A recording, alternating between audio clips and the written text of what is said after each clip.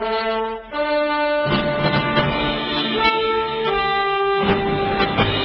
back to Shattering Myths. We're having a discussion with al-Rassooli on what caused 9/11, who was behind suicide bombings, why they did it, is there a way to stop them from perpetrating more events that maim and mutilate innocent civilians. Because there is just one doctrine that is responsible for 99% of terrorist attacks today. It's the same one that perpetrated 9/11. So, IQ, based upon what you've said, both in word and deed, Islam was transformed from an ongoing argument of my God's going to torture you in hell for you saying things about me that I don't like, to when he arrives in Yathrib, today's Medina,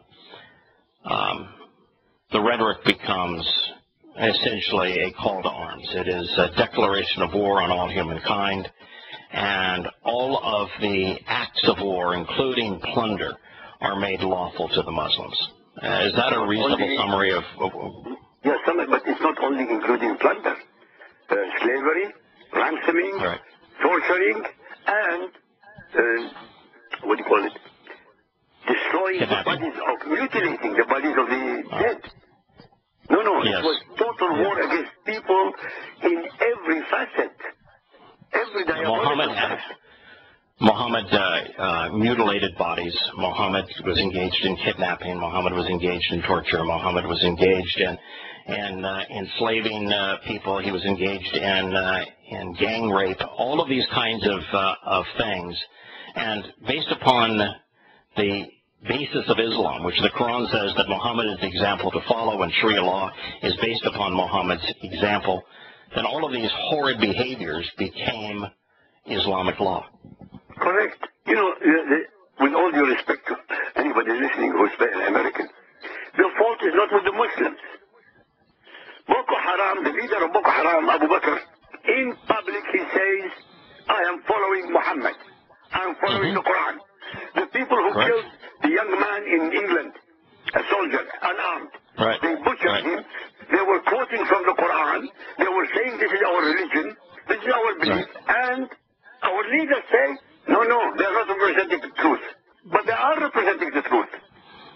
Well, they're representing... I have been doing this for 10 years, representing the truth.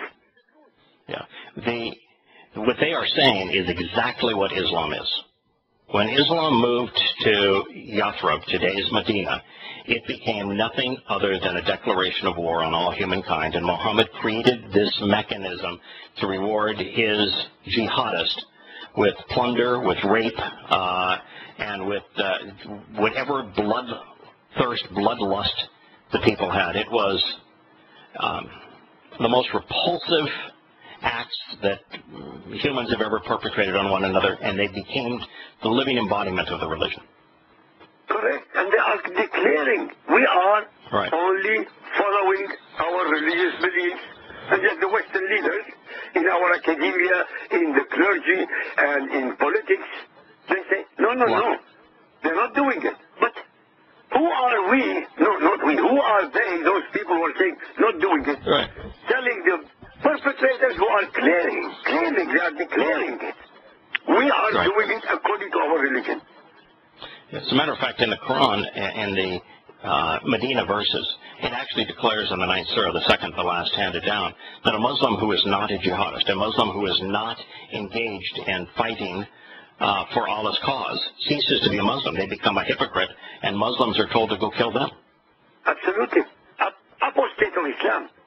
Right. If one is not a jihadi Muslim, he is not a Muslim. That is why you cannot talk about moderate Muslims or peaceful Muslims. They don't exist.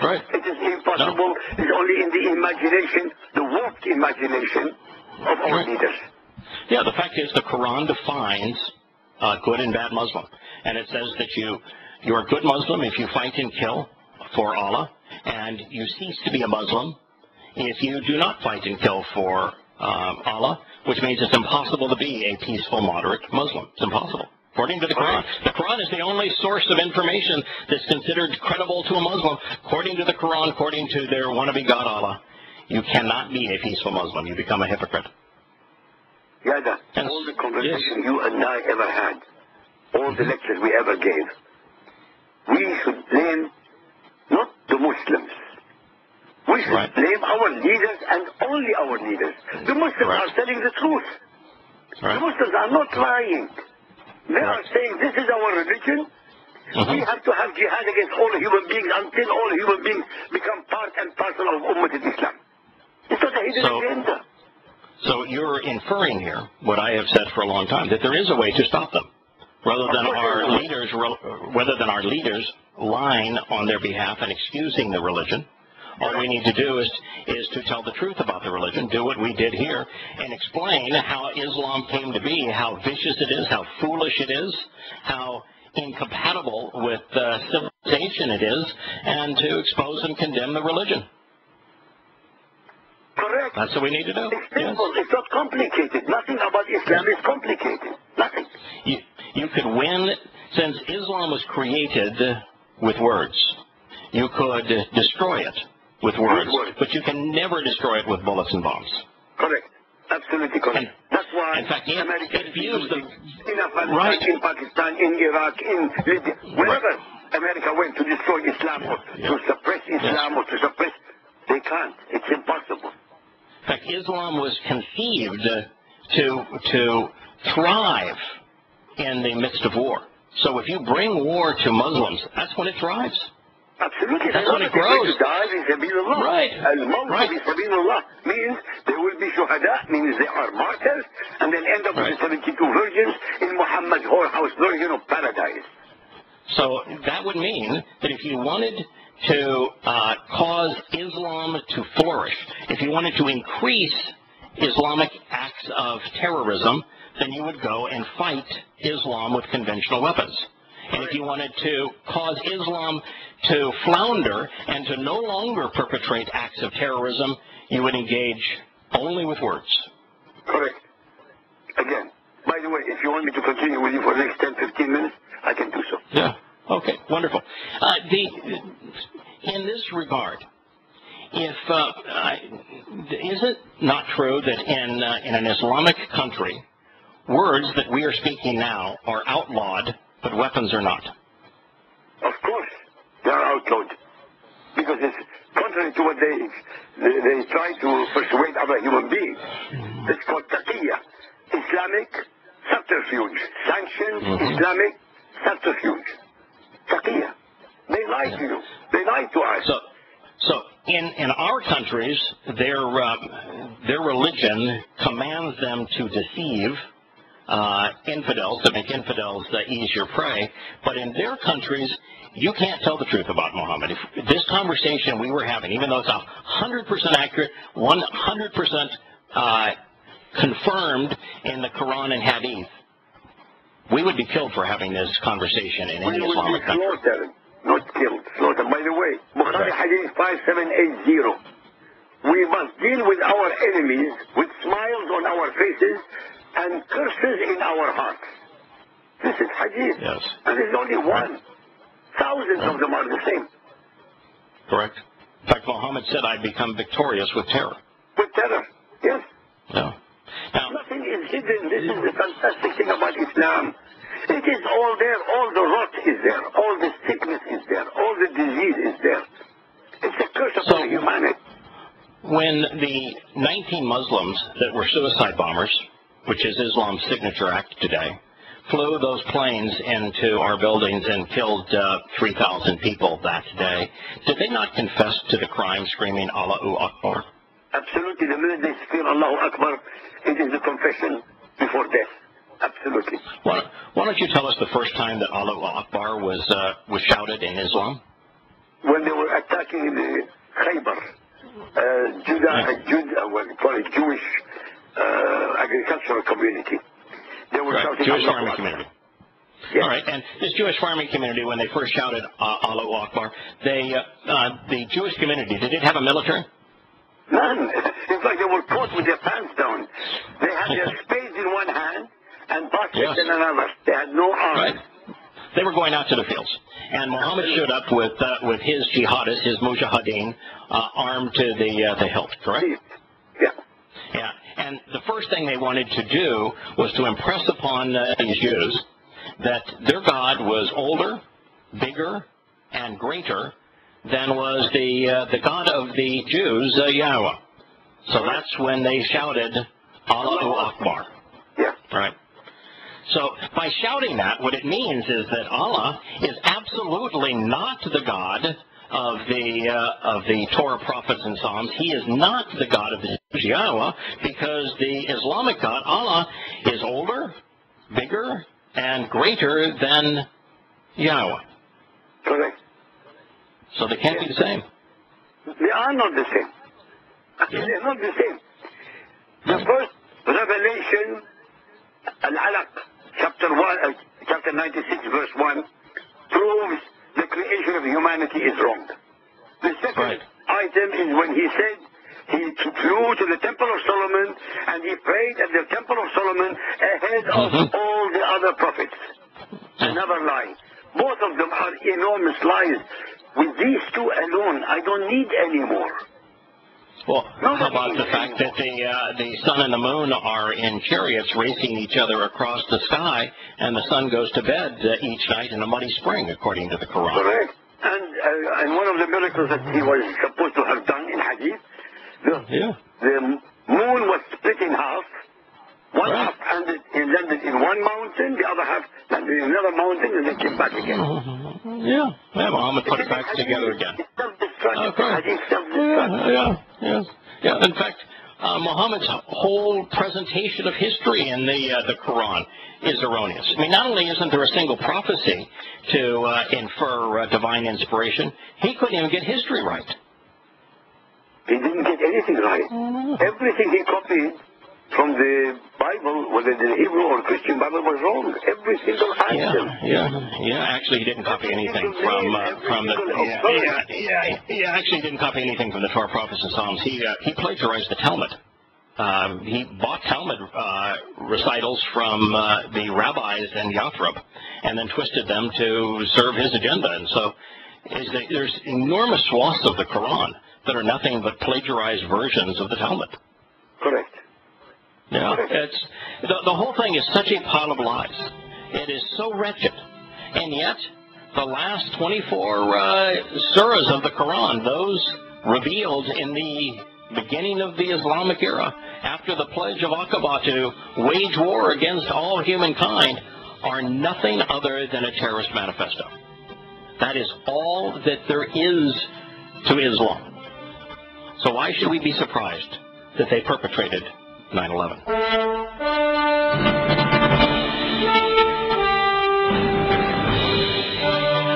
Welcome back to Shattering Myths. We're having a discussion with IQ al-Rassooli, the world's foremost expert on Islam.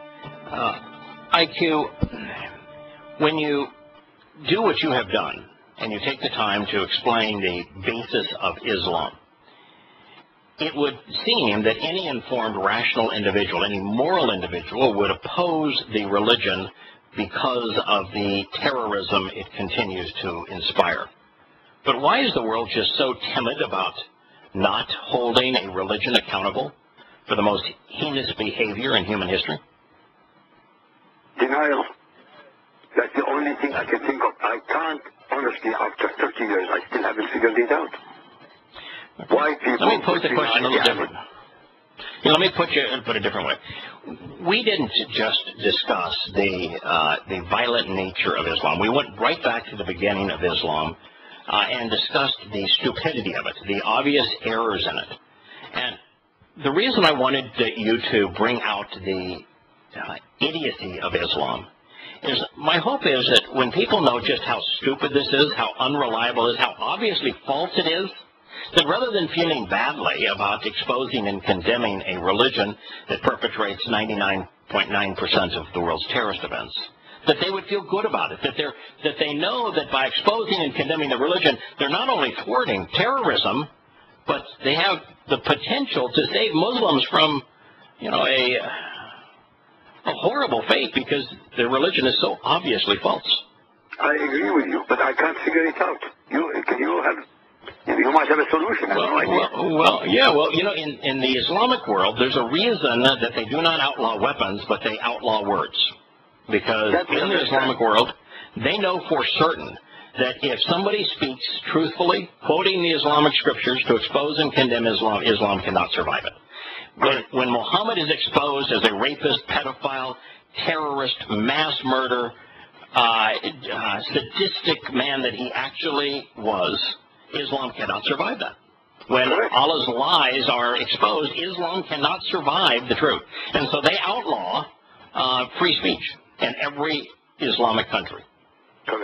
In the West, we don't outlaw free speech unless we created this new genre of hate speech, where if you say something that a religious group feels is offensive, in many countries now, you're not allowed even to say that, so you can't even speak the truth. Tell me why.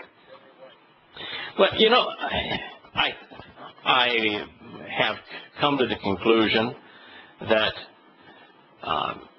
those who wish to move the world towards war, those who wish to become more powerful, realize that Islamic terrorism is the ultimate means to what they want to do. You can deprive people of their property, of their freedom, of their will by positioning a nebulous threat that the world all has to make sacrifices for to thwart. And Islamic terrorism, if it's not called Islamic terrorism, but just simply terrorism, becomes that threat, an imaginary foe, and you can fleece people, control them, because they will give up enormous rights to be protected from this imaginary foe. Now, the foe is real. The foe happens to be Islam, but not the way it's presented. And so it empowers people. It justifies America spending, $1 billion on its defense, or excuse me, $1 trillion on its defense. It justifies America restraining people's rights and overtaxing them. And so it's a tool. Okay, but that tool is leading to Armageddon. Not only in America, not only among the Muslims, it's a worldwide catastrophe. Yeah, I had the opportunity not too long ago to translate Isaiah 17 and 18, Yahowah 17 and 18. God is very clear about how the Syrian war ends and the jihadists that flow out of it and the consequence of it and how it leads to world war. He tells you every step of the way exactly what's going to happen. We know exactly where this leads. And yet, we continue. We are. We are the prophets of doom. Yeah. We're telling people what they're going to... we are literally telling them that the sky of Islam is falling, and that if you don't stand up and show some courage, that it's going to destroy everything you hold dear. Correct. And we prove it. And Yahowah himself predicted it, and yet not 1 in 1,000 people listen, because it's not what their politicians are telling them. It's not what their religious cleric is telling them. It's not what their professor is telling them. Correct. They're all lying. See you next week. They're all lying. It's my pleasure to have you, IQ. Thank you for spending this extra time and exposing what happened on 9/11. It is essential that Americans understand that 9/11 was not a terrorist act. It was an expression of Islam, not a corruption of Islam. It was Islam exactly as it was lived and conceived by Muhammad.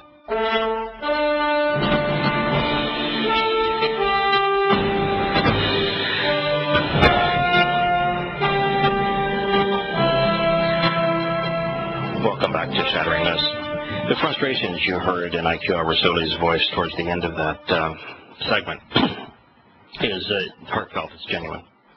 And the reason he's concerned is that the evidence is so clear. It's undeniable, and it's ubiquitous. The absolute proof that Muhammad was a ruthless, savage terrorist, first and foremost.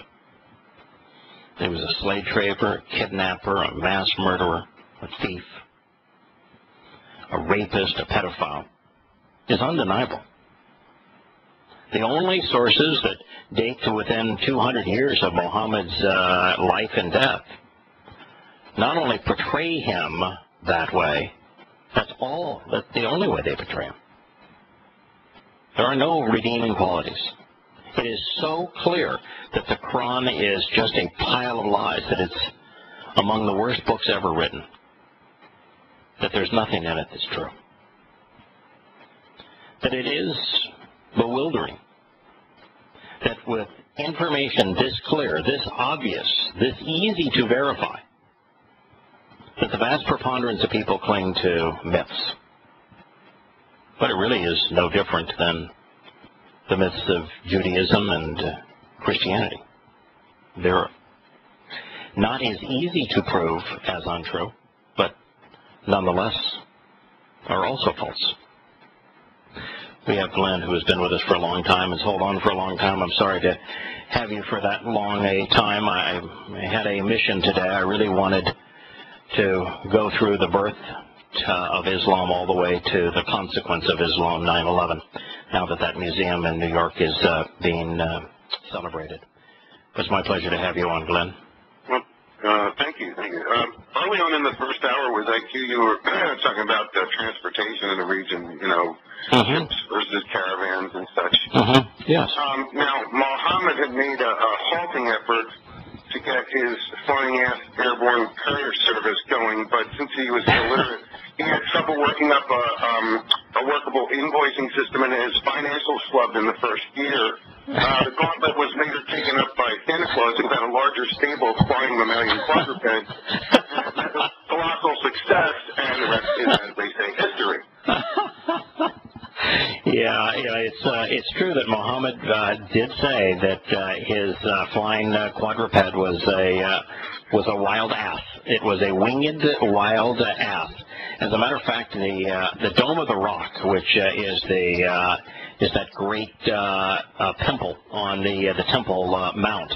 The Dome of the Rock is over the hoofing print, where Muhammad's winged ass leapt from the Temple Mount to heaven, which tells you that the only way you can get to heaven happens to be from what occurred on the Temple Mount, even by Islam's own admission. But it's the Dome of the Huffy Print, and it was a wild ass.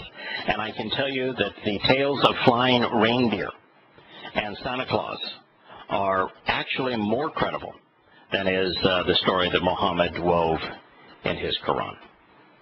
Yeah, it's pretty crazy. But actually, I actually have a thing, and I do have to go later in a bit. But I wanted to actually talk about the Ukraine just briefly today.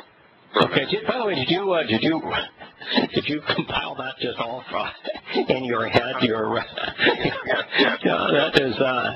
That is clever. You could make a living doing that. It was before we move on, I want to tell you that I enjoyed that. I enjoyed that immensely. Okay, let's move on to the Ukraine. Okay, very good. I've been watching what's been going on in Ukraine, just waiting to see where Putin's going to go. It's like, I've heard a bit. Yeah. I mean, where's Putin going to go now? Yeah, well, in the past few weeks, I was thinking that if ethnic Russians started dying in Ukraine, at a certain rate, and it would reach a critical mass point, to which point he might actually bring in tactical air support against APCs and tanks and stuff like that. But that did not happen, and the rate at which people are dying isn't. Right.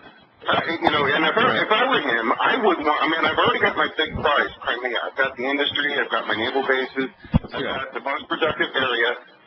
I've got to answer to the sentiments of the ethnic Russians. There is one additional prize. There's one additional prize. And he's not going to get that. He knows he's not going to get that. That's why he said, I'm not going to send any more oil through it unless the Ukraine pays in advance in cash, because they welch on their deals. They're $2 billion in arrears right now. No, there's one prize in the eastern part of the country, and that is there's an oligarch there. In fact, he rose his ugly head yesterday. Yeah, he owns this oligarch has 300,000 employees. He's worth about $11 billion. He has his own private army, and his interests are in his business.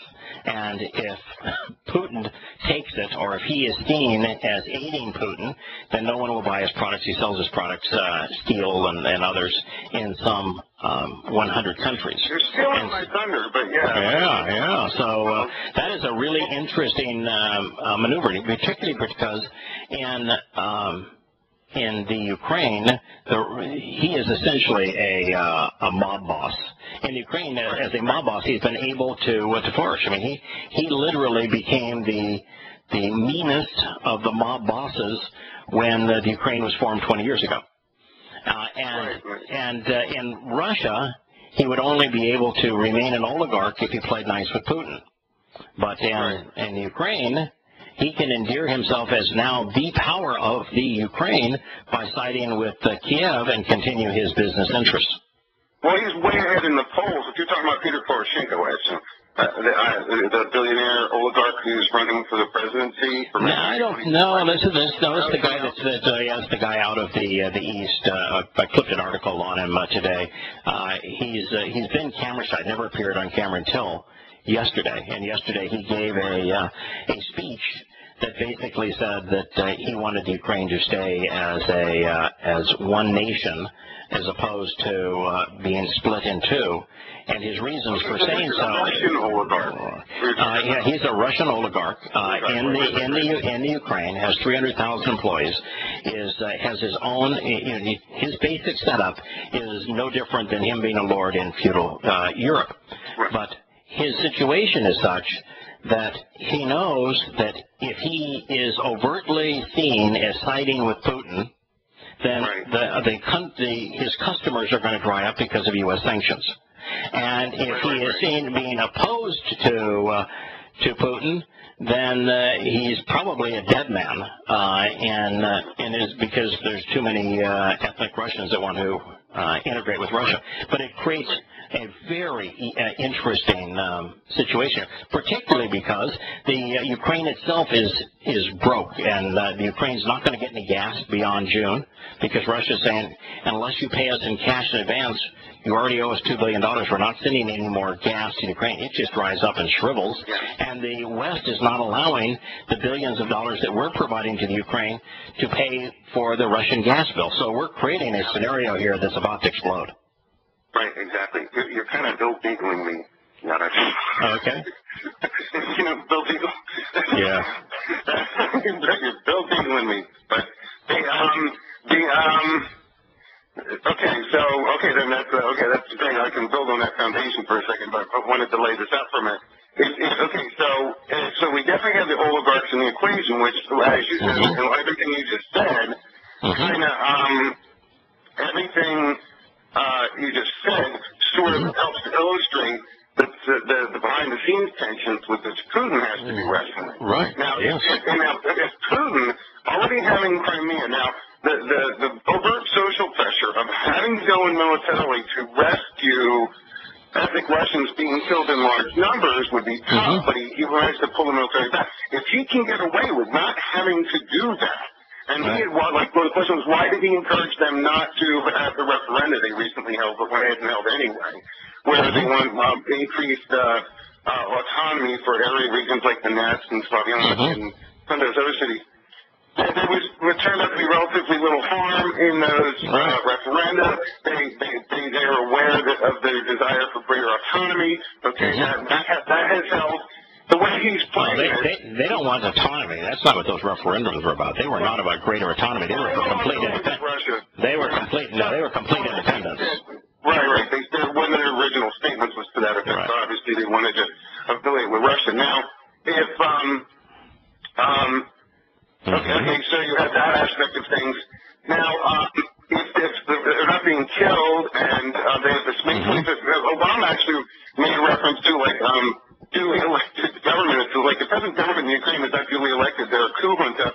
But if the May 25th elections go through, then they will have a government that claim to be duly elected. So we have to go in before then, run the election. Once the election occurs, it's binding, and there's a major NATO boots-on-the-ground drill plan for Ukraine. So if they can get the election through, get Pawn in office, and then get the NATO boots on the ground in the country, then all opportunities for Putin to act militarily are completely gone by that time. So it seems to me like at this point, and when you look at the cast of characters coming up, I still maintain that Yulia Tymoshenko, who was one who fomented all these radical right, Nazi types and everything. I think she's much more of a player even at this time. Although Alex Turchinov is president, Arseny Yatsenko is the prime minister. I think some of these people will be out in, but it looks like a billionaire oligarch, Peter Poroshenko, is the one who's favored for the president title. Right, and he's a Russian oligarch. It all comes back down to who is going to be responsible for the enormous drain of capital and military might to keep this pretend country afloat. And if the United States continues to play it as it's being played, then the burden to keep Ukraine afloat, which will be about $20 billion a year in monetary support and about $20 billion a year in military support, will be borne by the United States. And it will not succeed. And it will not succeed. It'll just be a burden. And if I'm reading the cards correctly, I don't think Putin wants to invade the eastern part of the country. I don't think he thinks it's worth it. I'm quite convinced that, I don't think he thinks it's worth it. And I think what he has done is now shackled those who have heckled him with a $40 billion annual burden. Yep. And a lot of the trade will still go their way, too.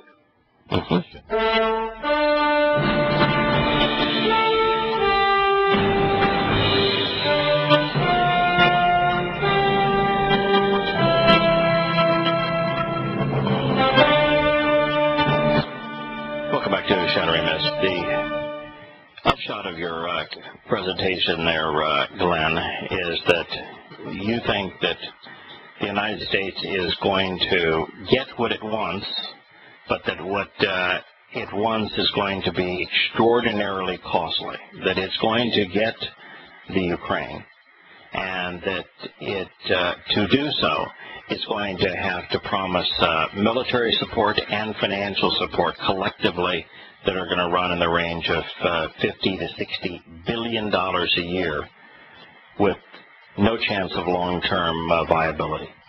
Well, Putin's going to be the big winner in the long run, because he gets us to take on another international welfare client. He gets to sell gas to Ukraine, across Ukraine, and even if they're deadbeats, he gets to sell to Germany through them, everything like that, to sell to Western Europe through that pipeline. So he's got his revenue source. His sanctions get lifted on his oligarch buddies. The people killed are numbered only in the hundreds, the thousands, or tens of thousands. Right. He gets Crimea, and we get a welfare state to support. It's like you totally checkmate. It's total checkmate. It's my impression of the way that it's playing out as well. And it looks like they're going to put Poroshenko in as president. You'll have Tymoshenko doing the mafia stuff in the background. You have Tenniel up front as the front man, and then and Turchinov is going to be out because he's the Baptist pastor guy who's not going to fit in culturally. The only problem with all of that is that there is such hatred now between the ethnic Russians and those playing government in Kiev and the northwest of the country, that it's still highly likely to break into civil war. Now, that being the case, the equation for the cost for the United States goes up exponentially, because the Ukraine, having spent $5 billion a year on their military, is already shown that it's wholly and completely ineffective in internal policing. As a matter of fact, studies now show that 80% of the money spent on Ukraine's military is scammed by the oligarchs, which means that now the United States, rather than spending $50 or $60 billion a year to claim its prize, is going to have to spend maybe upwards of $100 billion a year to claim this great prize. Well, I think it's in the interest of both parties, both Putin and the West, if they can quell, short of doing a Pakistan thing, like I said the other day, where you move to create a line and say, okay, Russians south of this, Ukrainians up here. If you're not going to do that, I'm not sure that these are people who've lived together in peace until this trouble was fomented. I've heard a story told by a woman whose father was killed. They had gotten along with the Ukrainians all along, and then one day after this was fomented, they shot her father out on the porch and that sort of thing. But they had it. But if they can find some way of making peace overtures and providing semblance of prosperity, they might be able to. Not going to happen. Not going to happen. Just not going to happen. The Ukrainians and the Russians are both way too prone to rage, and so it's just not going to happen. So it's going to erupt and continue to be riotous and volatile and deadly, and it's just now that they've become the brat of America. I didn't want them in the first place, but that is really the way this is playing out, and I think that Putin's going to walks away with everything he wants, and just another nail in America's bankrupt coffin. Right. I don't know that the internal strife is a huge problem, because it seems like Putin has resorted to proxy war strategy by providing the rockets that took down those Ukrainian helicopters. The moment the business deals between Russia and other countries began to bite, most every country has capitulated. France capitulated with helicopters that are jointly made with GE for the Russian fleet. So France is out of that deal. Germany backed out of the deal because they do too much business with Russia. Canada just announced today that they're not backing the U.S. boycotts of Russia either. So the attempt to boycott Russia backfired. It didn't work. Well, if they can't cobble together, then Putin's back to square one, where he's got large number of ethnic Russians dying, crying for help, and even, then it's almost a scenario where he would just come and wipe the slate, boot the government and take it over. But I don't know. It doesn't seem like that's going to happen. No, it doesn't. I don't think that's what Putin wants. I think the West misread his intentions, and I do think that the West is going to get exactly what it wanted, and that the consequence of that is going to be financially disastrous for America. Sometimes when you get what you want, you find out that you don't want what you get.